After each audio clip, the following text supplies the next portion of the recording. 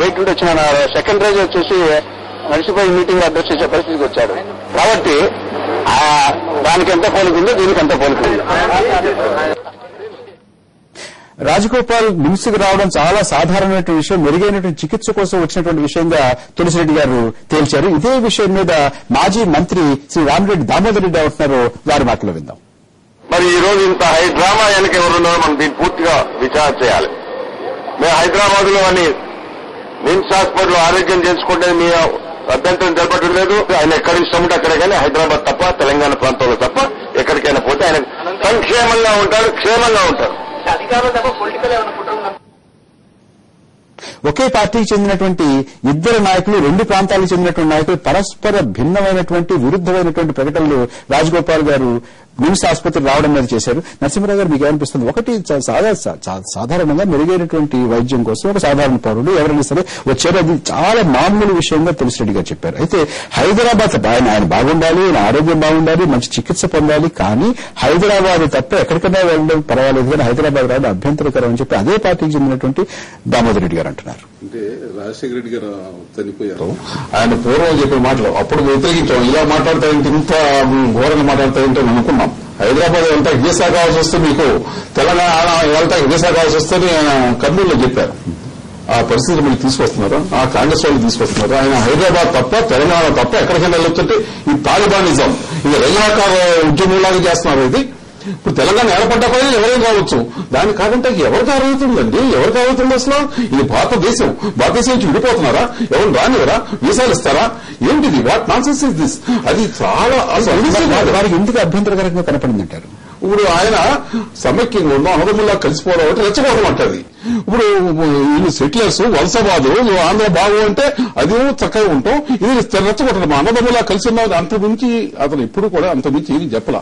కలిసి ఉన్నామని చెప్పాడు అతను, అన్నదమ్ములా కలిసి ఉన్నాం, మనం అంతా కలిసి ఉన్నామని చెప్పాడు. మీకు అభ్యంతరం ఉండొచ్చు, మీరు విడిపోదాం అనొచ్చు, okay, you have every right to say that. ఆయనకి మీకెంత హక్కు ఉందో ఆయనకి అంత ఎక్కువ హక్కు ఉంది. అలా కాకుండా కలిసి ఉన్నామని చెబుతామని రెచ్చగొడుతున్నారు అంటారు. వాళ్ళు అక్కడ పోలీసులు సస్పెండ్ చేయటం రోసయ్య గారు కేవలం ఒక ప్రాంతాన్ని సంతృప్తిపరచడానికి, ఆ ప్రాంత వాసులు సంతృప్తిపరచడానికి, నేను ఆంధ్రవాడినైనా కానీ మీ తరఫున ప్రవర్తిస్తున్నాను, మీకు అనుకూలంగా ప్రవర్తిస్తున్నాను చెబుతాయి తప్ప వాళ్ళ కస్టడీలో లేరు, జ్యుడిషియల్ కస్టడీలో లేరు, వాళ్ళకి ఈయన మీద ఎటువంటి అధికారం లేదు. స్వతంత్ర భారత పౌరుడు, ఆయన స్తోత్రంతో వెళ్ళొచ్చు. అక్కడ అదృష్టం ఇక్కడ పరిగెత్తాడు. ఇప్పుడు అక్కడ నిన్న డాక్టర్ రిపోర్ట్లు ఇచ్చారు. Vijayawada hospital superintendent, Guntur hospital superintendent, నలుగురు ప్రొఫెసర్లు కలిసి ఈయన చాలా పరిస్థితి దిగజారింది, పొటాషియం లెవెల్స్ తగ్గిపోయి ఏ క్షణంలో ఫిట్స్ రావచ్చు, ఏ క్షణంలో ఆయనకి హార్ట్ అటాక్ రావచ్చు, అందువల్ల ఇక్కడ కానీ గుంటూరులో కానీ వైద్యం లేదు, ఆయన ఇక మెరుగైన వైద్యంతో పంపించమని కలెక్టర్ రిపోర్ట్ ఇచ్చారు. అది హ్యూమన్ రైట్స్ కమిషన్ కూడా వాళ్ళు సబ్మిట్ చేశారు. అంటే దాన్ని బట్టి అర్థమవుతుంది ఏంటంటే ఆయనకు ఆరోగ్యం అంత పాడైంది ఉంటే ఆయన పరిగెత్తున్నారని ఎగసెక్కాలర్థం, ఈ హేళన చేయటం.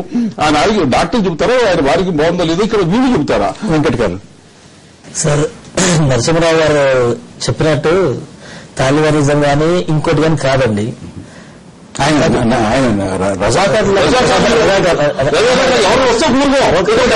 ఒకటి చెప్పవలసింది ఏం సార్ అంటే లగడపాటి రాజగోపాల్ గారు భారత పౌరుడుగా ఆయన వైద్యం ఎక్కడ ఎంచుకుని ఎవరికి అభ్యంతరం ఉండాల్సిన అవసరం లేదు, ఓకే. కానీ రోజు రగలపాటి హైదరాబాద్ రావడం వెనుకనే ఆయన రాజీనామా చేసిన తెల్లారి హైదరాబాద్ కి ఏ స్టేట్మెంట్ కు ఇచ్చుకుంటూ వచ్చాడు. వచ్చిన తర్వాత ప్రభుత్వం తీసుకపోయి విజయవాడలో ఏ పద్ధతిలో పెట్టింది. విజయవాడ నుంచి ఒక 15 గంటలు ఒక ఎంపీ తప్పించుకొని రావాల్సిన పరిస్థితి ఉంది. వారు ఎప్పుడైతే పోలీస్ కస్టడీలో లేడు, లేకపోతే ఆయనకి ఏ రకమైనటువంటి జ్యుడిషియల్ రిమాండ్ లేదు. తెలంగాణ రాష్ట్ర సమితి నాయకులు శ్రీ జగదీశ్వర్ రెడ్డి గారు ఫోన్ లైన్ లో మనతో మాట్లాడడానికి అందుబాటులోకి వచ్చారు. జగదీశ్వర్ రెడ్డి గారు నమస్కారం అండి. జగదీశ్వర్ రెడ్డి గారు, లగడపాటి రాజగోపాల్ గారు నిమ్స్ రావడానికి, నిమ్స్ వైద్యంలో చేయించుకోవడానికి, నిమ్స్ లో చేయించుకోవడానికి మీరు అభ్యంతరం పెడుతున్నారా? ఇది అవాంఛనీయం అనుకుంటున్నారా? నిమ్స్ రావడం సమయం లేదు.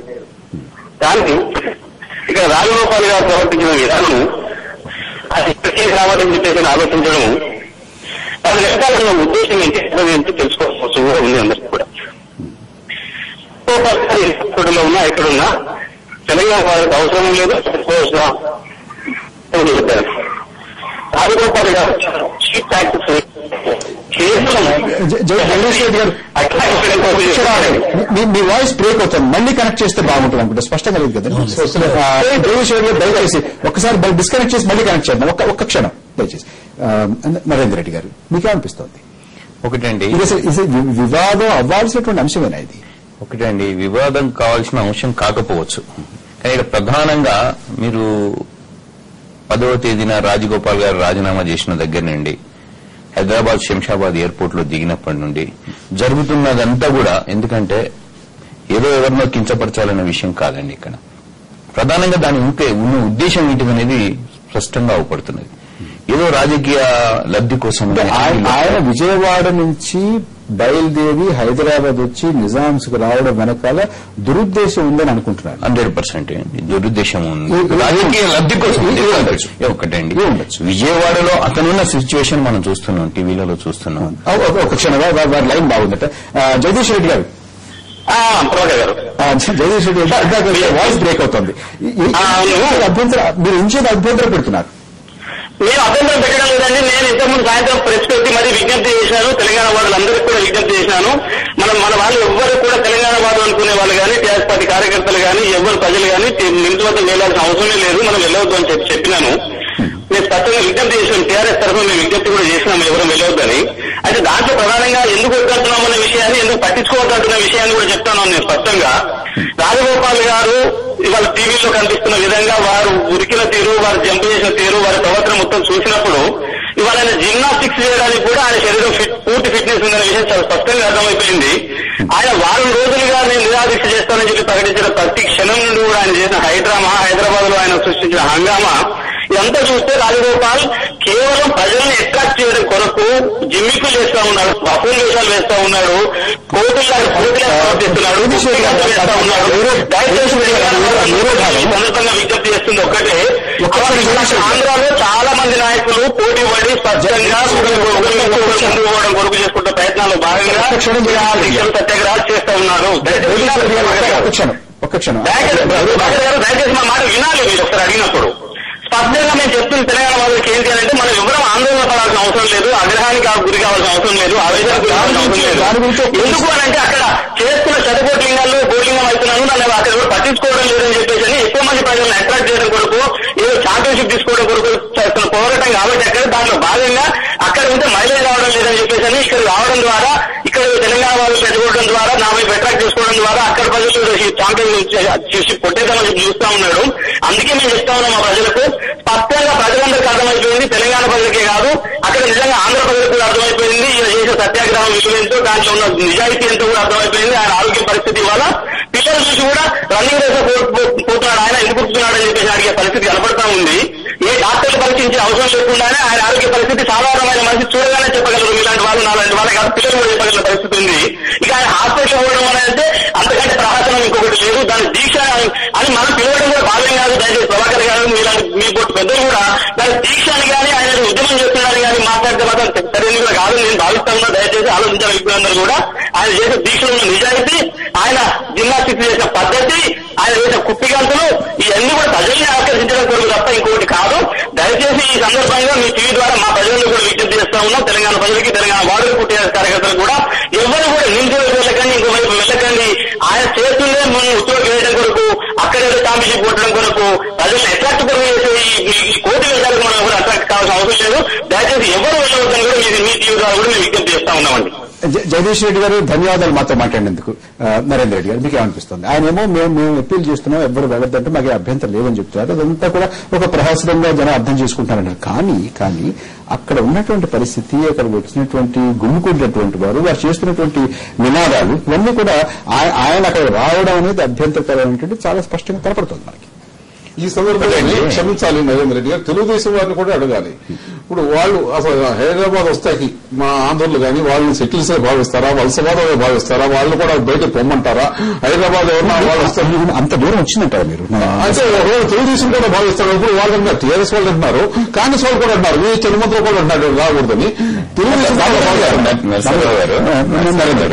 ఒకటండి, రావద్దు అనేది ఇక్కడ సమస్య కాదండి. ఎందుకంటే మేము స్పష్టంగా చెప్తున్నాం, హైదరాబాద్ లోపల ఈ రాష్ట్రానికి సంబంధించిన వాళ్ళే కాదు, తెలంగాణ ప్రాంతంలో కూడా ప్రధాన పట్టణాలలో వివిధ రాష్ట్రాల నుంచి వచ్చిన వాళ్ళు కూడా ఇక్కడ సెటిల్ అయినారు. కాబట్టి ఇక్కడికి వచ్చే హక్కు లేదు అని చెప్పిన మాట కాదండి.